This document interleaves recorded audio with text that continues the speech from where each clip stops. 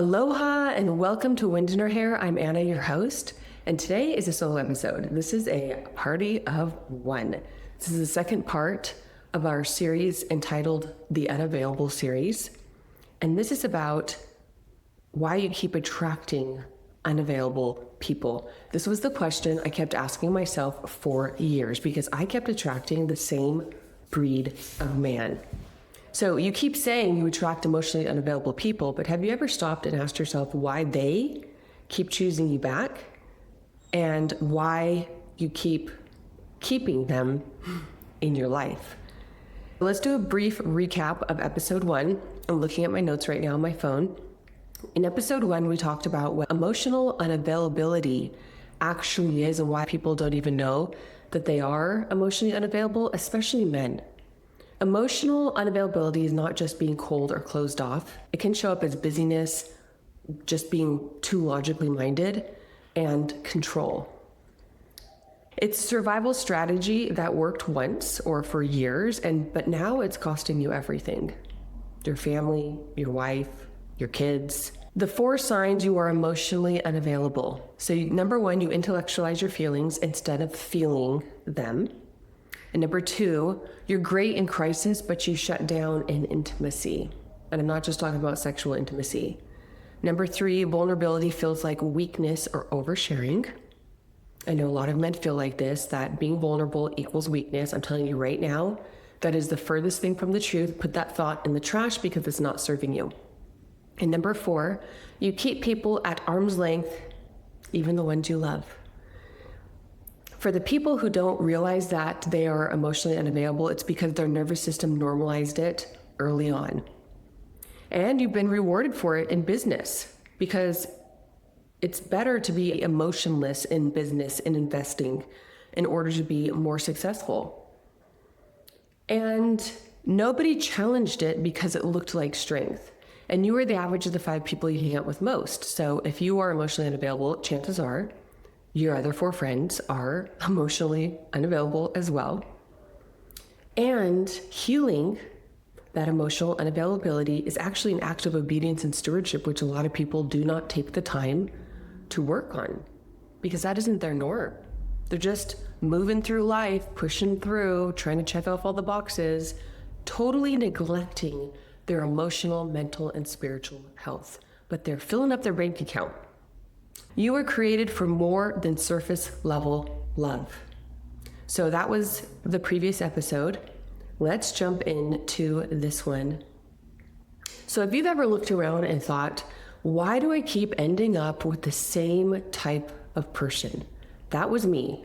My first 2 to 3 serious relationships, and plus my ex-husband, and then someone after that, all emotionally unavailable. And I was like, what is wrong with this picture? And I thought it was them. And I didn't look at myself. I didn't look and say, what is it in me that it keeps attracting this type of person? And then why do I keep keeping them? I want you to walk away from this episode understanding that it is not bad luck. It is not a coincidence. And it's definitely not God punishing you. We're going to go into detail because I had a conversation recently about how this person thinks that God was punishing them or bringing bad people into their life on purpose. That is not God. What it is, though, is a pattern. It's simple. It's a pattern, but it goes very deep. And the moment you see it clearly is the moment everything can change for you. I'm going to be extremely straightforward like I normally am because your time is precious and I want you to get the most out of this episode as quickly as possible. Your best interest in mind, and I love you and I want you to get unstuck, and growth only comes through discomfort. So if you want to be comfortable for the rest of your life and you don't like feedback, then you won't grow. You will stay the same. And that to me is one of the most frightening thoughts ever. Staying the same today as I was yesterday or last year? No, thank you. So let's jump into point number 1. Attraction is a mirror. So this is the first step towards understanding why we keep attracting these people into our lives. So you don't attract what you want, and I didn't realize that. You attract what you think you deserve, you attract who you are, and you also attract and keep who you tolerate and what you tolerate. So if you tolerate shitty behavior, people who don't value you, you're going to attract this type of person. Because emotionally unavailable people recognize each other. And I never felt emotionally unavailable. I felt very available emotionally, very empathetic. But there's something in me, a weakness that these narcissists, and that is just a fast way of describing somebody who does 7+ things: gaslight, manipulate, control, jealous, insecure, non-empathetic, can't take responsibility, lies. I attracted these type of people because they saw something in me that was a weakness. They saw that I was extremely empathetic and that I would put up with their bullshit. And I did for years, for most of my life. Also, emotionally unavailable people recognize each other because it feels familiar, safe, and comfortable. When I dated my first boyfriend, and that was not a healthy relationship, I didn't know what the heck I was doing. The next person I attracted felt familiar. The treatment felt familiar, even though it didn't make me feel treasured or important, and so I tolerated it. And the next guy I never attracted a quality person until last year. And that was because I leveled up myself.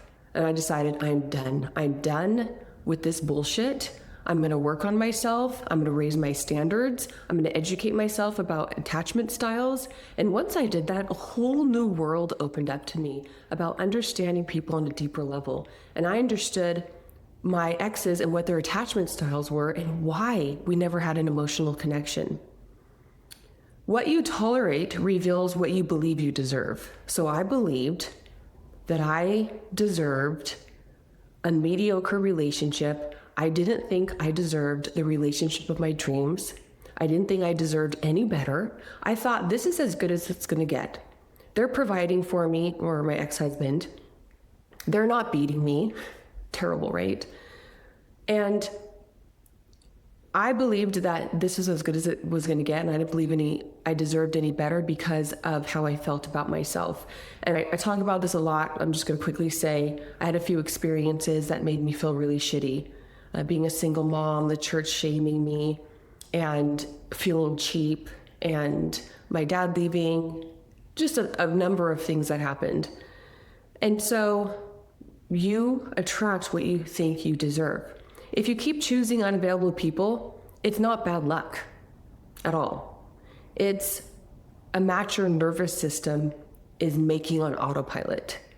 So in the subconscious, which is 95 to 97% of your daily thought and behavior and actions, on autopilot is this pattern that's running that you might not even be aware of, that is making decisions for you. And once you are aware of that and you learn to raise your standards and understand what your values are and your non-negotiables, when you meet somebody for a date, everything changes. It's like you have whole new lenses on. Change starts in the mind. That's where it starts. It doesn't start with the other person. It starts in your mind and you getting out of your way, throwing limiting beliefs in the trash, and leveling up. And you can't keep blaming the other person when you keep letting them in. I take full responsibility. I married my ex-husband, and even though he influenced me to marry him before he got deployed to Iraq after knowing him for only 5 months, that's still my responsibility. I could have said no, but I did not feel very valuable. And I was a single mom. I thought, okay, let's just do it. This is as good as it's going to get. He's a Christian, in quotes, if you're listening to this and not watching it. And he is good to me and my son, so let's do it. But there were so many ways we were not aligned. Point number 2, the 3 reasons you keep choosing them. Reason number 1 is familiarity. So they remind you of something or someone from your past. Like I said earlier, all my boyfriends were the same person in a different body. And your nervous system flags them as safe because they feel like home. And I talk about this a lot, is that chaos might feel like home to you because of how you were raised. Your parents might have been dismissive, avoidant, or anxious, preoccupied. Maybe you had to grow up really fast and you felt like you had to take care of your parents emotionally. And that's chaotic. Or maybe you felt rejected by one of your parents or abused. That's chaos to you, but your nervous system will relate that as home. So even though it's not safe, it's not comfortable, it's not healthy, you will still be drawn to it. And this is where change happens, where you tell your mind, you literally boss yourself around it and you say, I know, mind, you are trying to keep me safe. This is comfortable. This is what we are used to. But you don't have to do this job anymore. You don't have to try and keep me safe because I'm telling you what to do. This is not safe. We need a new norm. So now our new safe is peace and calm, even though your nervous system will fight it at first because it's not familiar. You have to rewire your nervous system. And that's why I love this work, because a while back, people didn't think you could rewire your brain. They thought what you get is what you have to keep for the rest of your life, but they were wrong. Science now proves that you can rewire your brain. Neuroplasticity is what it's called. Reason number 2 is the chase. This, a lot of men I think can relate to. Unavailability activates your nervous system and you confuse it for passion. It's wild what goes on, biologically speaking, that we are completely unaware of. When we feel those butterflies, we think that it's chemistry. A lot of time it's just our nervous system being activated. And it doesn't mean it's a good thing. The hot and cold, the push and pull, that keeps you hooked. And chemistry is activation. It doesn't mean that it's alignment. So in every single one of my relationships, there was mad chemistry. My nervous system was activated. And I thought, this is love. This is passion. But I was wrong. There was no alignment at all. And the chase is because you are addicted to the cycle without even knowing it. So this is the crux of personal growth. You've got to stop. You've got to ask yourself good questions. You've got to be aware. You've got to name the thing because you can't change it if you don't name it. Reason number 3, fear of true intimacy. This goes back to the familiarity. Available people feel boring because real closeness is unfamiliar and scary. This is going to take some work for you to realize if real closeness is unfamiliar and scary to you, you're going to have to do some work rewiring your brain and teaching it what it needs and what peace feels like and what your new norm is going to be. And I love this. I interviewed a gentleman recently, and he said, husbands and wives, spouses need to teach each other how the other person wants to be treated through their love languages. For example, I'm a quality time girl and a physical touch girl. So I tried to teach my husband, because his love language was different, my ex-husband, teach him, this is not the way that I receive love. Like, thank you for the gift. Thank you for the words of encouragement, but that doesn't fill my love tank. That doesn't feed my soul. If you want to truly show me love, this is how I was made. We're all different. Not everybody's going to have the same love language. Then this is what it's going to take to fill my love tank, because my love tank is filled differently than yours is. It's not that difficult to grasp. And the way that I receive love is spending quality time with me. That means just sitting with me outside, having a glass of wine, talking about our day, talking about dreams, talking about goals, maybe even just working in the garden together, going on a walk, surfing, riding horses. It's basically doing anything that's enjoyable, even not enjoyable. If he wanted to help me pull weeds, which he didn't enjoy doing, I would see that as quality time. As long as it's not on a device. Quality time is not being on a device. It's connecting. We have to teach our minds that real closeness is not scary. It's something that we need to have a satisfying, lasting relationship. We just have to teach ourselves what that's like and that it's safe. Isn't it wild how the mind doesn't really know what is good or bad, safe or unsafe? It's really very fascinating, and we have to do the work of saying, hey, we see what's happening, we see that this is not safe, but our mind feels like it is safe because that's all it knows. When someone is consistent or present, and emotionally available, it can feel suffocating or dull. But you have to ask yourself, is what you're doing working? I mean, if you are going from relationship to relationship and you're listening to this episode right now, it's probably because you either keep ending up with emotionally unavailable people, or maybe you are emotionally unavailable. And you're finally to the point where you're saying, I'm done with the madness and the chaos. I want something meaningful and real. Okay, then you need to do the work, not focus on the other people. Focus on yourself and understanding what you want in a relationship, and then become the right person so you can attract the right person. So what I tell my clients is, they come to me saying, I want to date this type of woman. Okay, let's put that on the shelf for a few minutes, a few months, and let's get you to a point where you can not just attract this hot, high value woman, but keep her. Because in your state right now, the healing that needs to be done, a high value woman, a woman who values herself, is not going to take on a project. So there's healing that needs to be done. There's boundaries that need to be set. There's standards that need to be raised. There's limiting beliefs that need to be put in the trash. It's like we've got to go in and we've got to clean house. We've got to go from room to room. We've got to pick up these core wounds that you didn't even know were hiding in the closet. And we've got to inspect them and analyze them. And then we've got to realize this is a piece of shit that needs to be disconnected from you and put into the trash. That was a tiny little tangent I just went on. Discomfort is your wiring, not a sign they are wrong for you. We are on reason number 3, which is fear of true intimacy. Available people feel boring because real closeness is unfamiliar and scary. And when someone is consistent, present, and emotionally available, that might feel suffocating or dull to you. And lastly, that discomfort is your wiring, not a sign that they're wrong for you.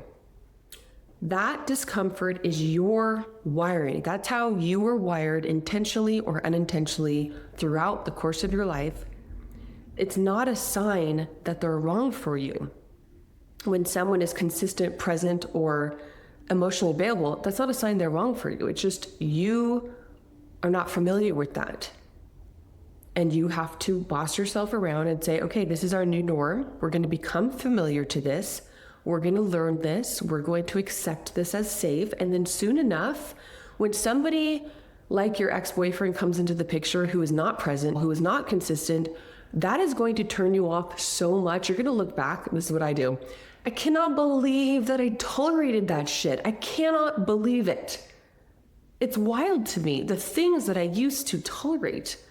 The first date that I went on with my ex-husband, we went to get acai bowls. We're on the North Shore of Oahu, where I'm from. He paid for his bowl and walked away. We were at this counter across from the beach. And I just stood there going, what just happened? I was like, wait, he didn't even pay for my bowl? What? So I paid for my bowl and I didn't say anything about it. And that was the beginning. I should have never talked to him again. But that was how my system was wired. But see, my gut said something was off and I ignored it. I downgraded that red flag to a yellow flag because I thought this was as good as it's going to get. Point number 3, what available love actually triggers in you. So the stable, available person feels boring to some people. But again, that's your wiring talking. That's not wisdom. And real love doesn't feel like anxiety. But anxiety is what you might have been calling love. That feeling, that sick to your stomach feeling. I wrote about this in my book, Unavailable, just released this month. I remember that sick to your feeling where you're constantly waiting for your phone to ping and you're wondering where you stand and you're wondering what they're doing, maybe even if they're spending time with somebody else. It's just anxiousness and chaos and confusion. Why we stay in those places is just because of our wiring and what we think we deserve and then what we tolerate. When someone is consistent, you might find yourself pulling away, getting restless or self-sabotaging. When somebody does something that you're not used to, maybe they ask you deeper questions, maybe they want to become emotionally connected to you, you will find yourself getting restless or you self-sabotage because you think this isn't normal, this isn't familiar, this probably isn't right, this probably is not aligned. That's when you have to stop yourself and you have to act like a grown-ass adult. And you need to ask yourself, wait a second, let's step outside of my shoes for a second. Let's take a few steps back. Let's look inward and look at the whole picture from a bird's eye view. What is happening here? This person, first of all, the most important thing you can do the next time you're dating or in any relationship is to start paying attention to the patterns, what they're consistent in. Don't listen to their words. Watch their patterns and what they're consistent in. So you take a step back and you look at this person and you ask yourself, what are their patterns? Their patterns are they're consistent. They follow through with their word. They mean what they say. They're honest. They're open and transparent. They're not hiding their phone or secretive or acting suspicious, doing all those weird things that I experienced in my life. And so that's when you have to ask yourself, this person is a really good person.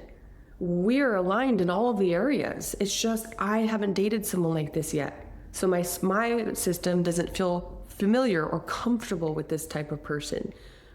That's when you need to start rewiring and start retraining your body to accept a new norm and to learn to be comfortable. So when you feel your nervous system activated, your heart rate might increase, you might get warm, you might get agitated, you might get bored.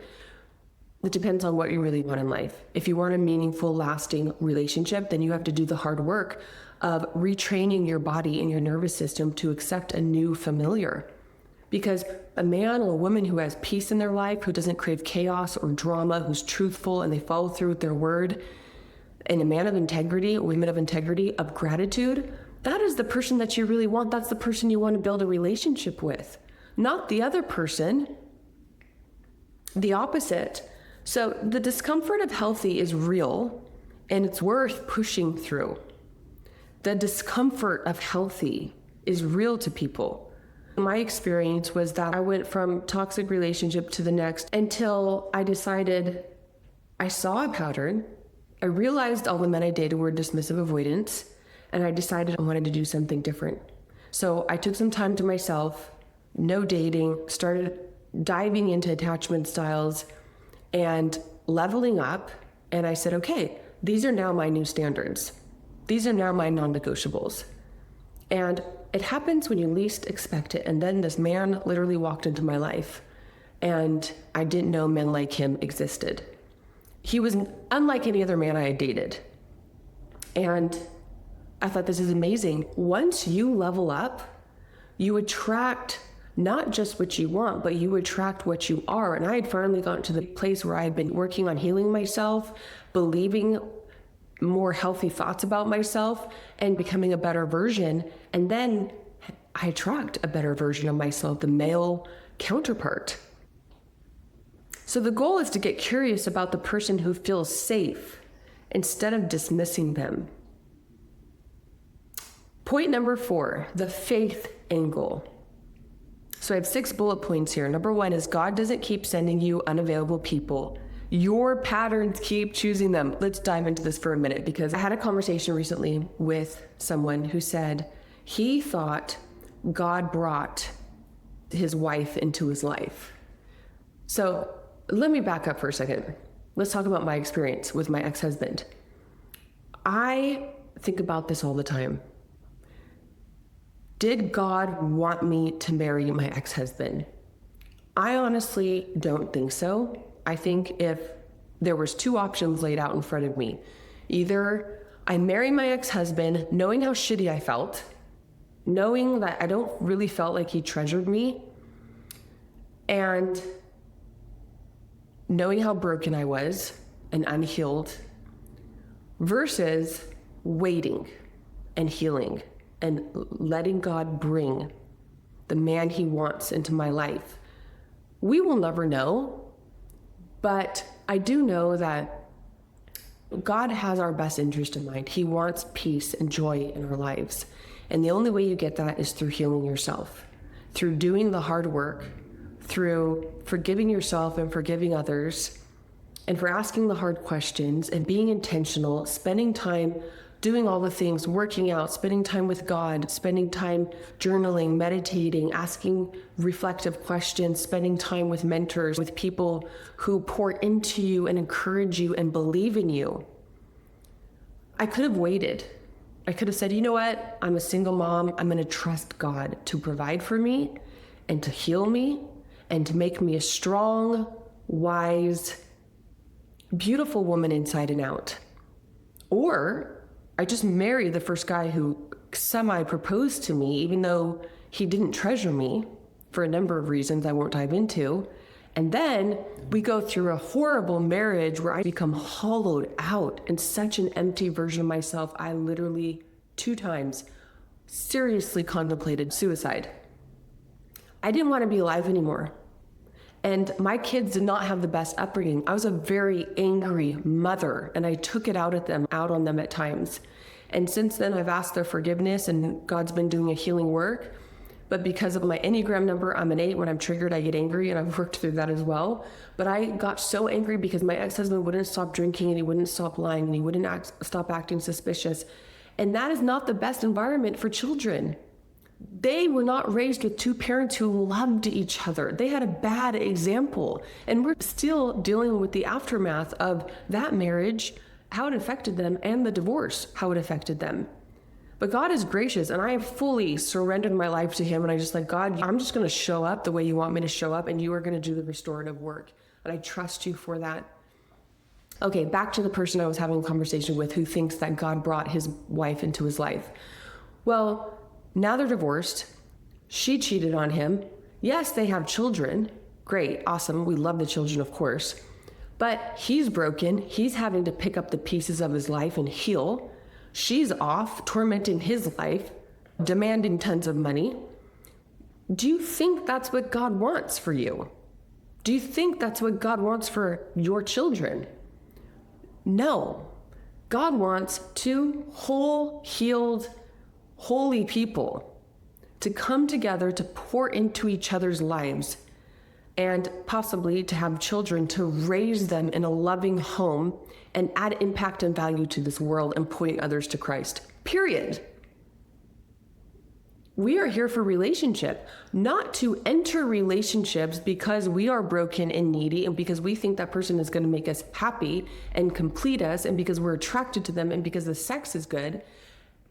That's not why we're here, to get into relationships only to not meet each other's needs, to completely neglect each other, and to try to make the other person happy with money only to get divorced and then have the kids reap the consequences of your bad decisions. So back to my situation, do I think if God wanted me to wait and trust him and heal and let him bring my husband to me versus me stepping out, not in faith, I was not trusting God. I married my ex out of fear and survival strategy. I was in survival mode. And I married him and I was broken. The most broken you can ever be. Just this shriveled up, hollowed out vessel. And yes, God uses everything for the good to those who love God, to those who are called according to his purpose. Romans 8:32. God will turn stuff around. He will give you back everything the locusts have eaten. He will restore to you all the years that were stolen from you. Don't think that just because you felt like you loved that person, that God brought that person into your life.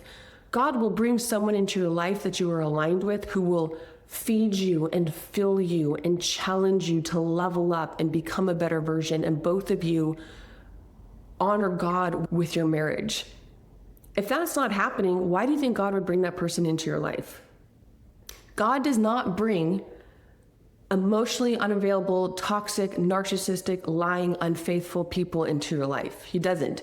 That's your choice. God does not bring bad people into your life. You choose to accept them. Yes, God wants you to learn a lesson. He's going to allow everything that you go through. You can decide, I'm going to learn to use this lesson right now to become a better version of myself, to become more patient, to become more grateful, to become more trusting, whatever it is. But if you let every single opportunity pass you by and you just look at it as a nuisance or an inconvenience or an obstacle, you will never learn and you will never grow and you will stay the same year after year. Okay, I'm done talking about God bringing toxic people or certain people into your life, if all you have after that is a broken family, that was not God's intention for you. You chose that because of your patterns.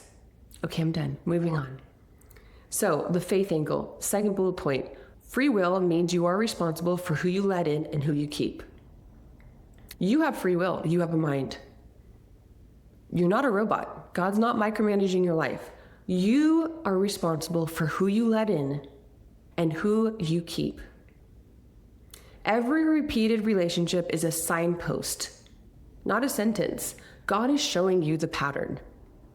And he will wait as long as it takes. God's never going to rush the plan, but you will delay it. And I actually just wrote a song about this, about how I've delayed God's plan time after time because I felt like he was taking too long. And it was screwing up my plan. I was like, God, it's not happening fast enough, Lord. Like, can we just go another route? Like, can we just shortcut through here? And then I think we're going to get what I need and what I want. And he's just like, oh, Anna, oh, dear little one, what are we going to do with you? The same type keeps showing up until you decide to see what they're showing you. And I love this because in my last relationship, before my best relationship, that was chaos. It was crazy.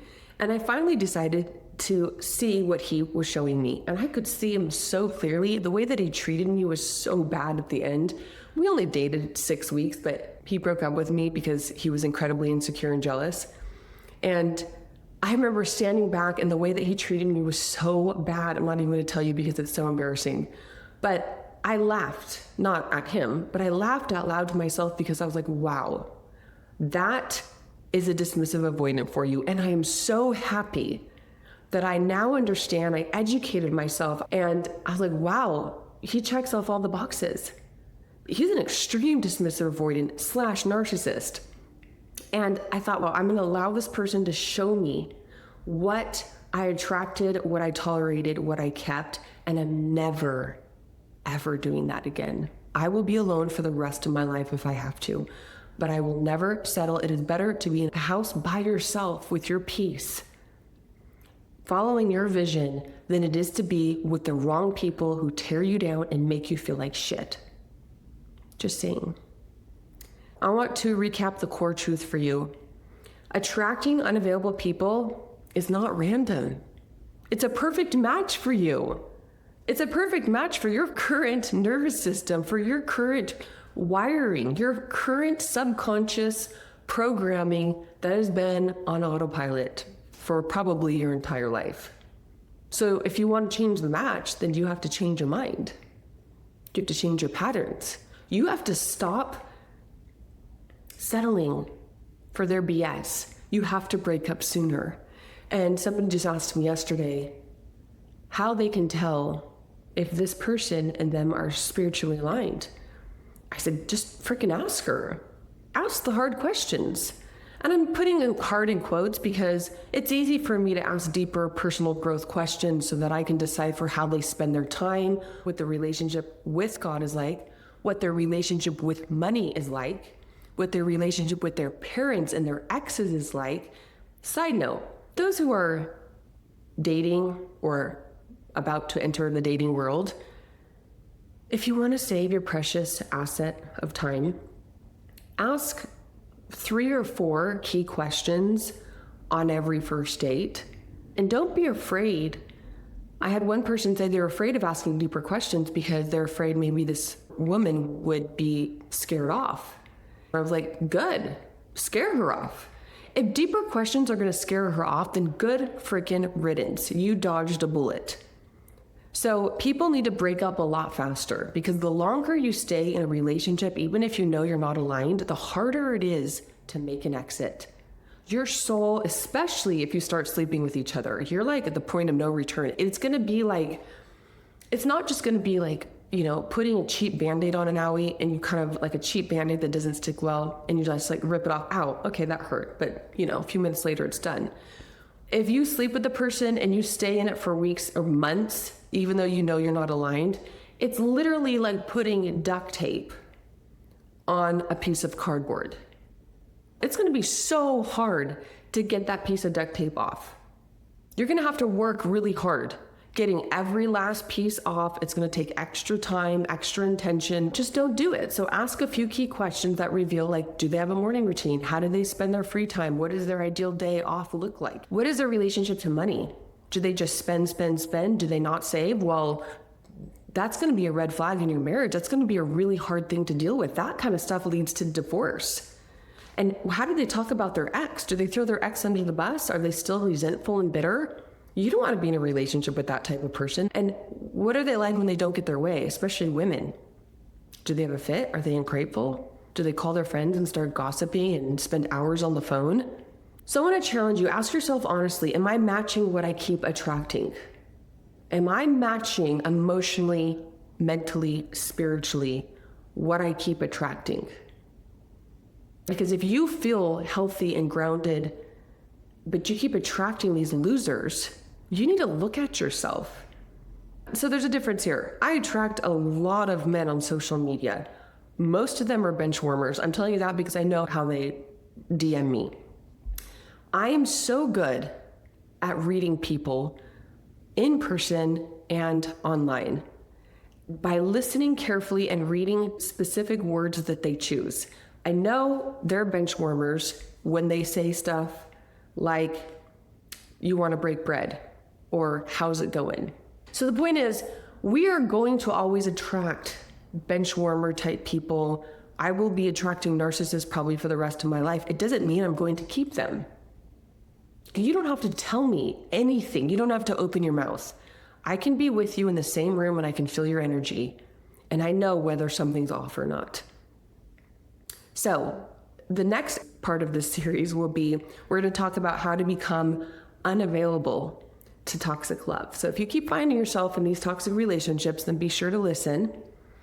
And like I said before, my book Unavailable is on Amazon, paperback, Kindle. I'm currently recording the Audible version, so that will be live in June. And if you are ready to stop these patterns and you want more support from me, you can book a 15-minute clarity call with me in the link in my bio. And lastly, before I'm signing off, I want you to go get some freaking wind in your hair. That means, yes, go have fun. Don't sit on your ass and watch TV. Go do something. Go push yourself outside your comfort zone. Have the hard conversation. Go play pickleball with strangers. Go eat alone. Go listen to music alone. Go be brave and bold and go do something that you normally wouldn't do. So, aloha, and I will see you next week.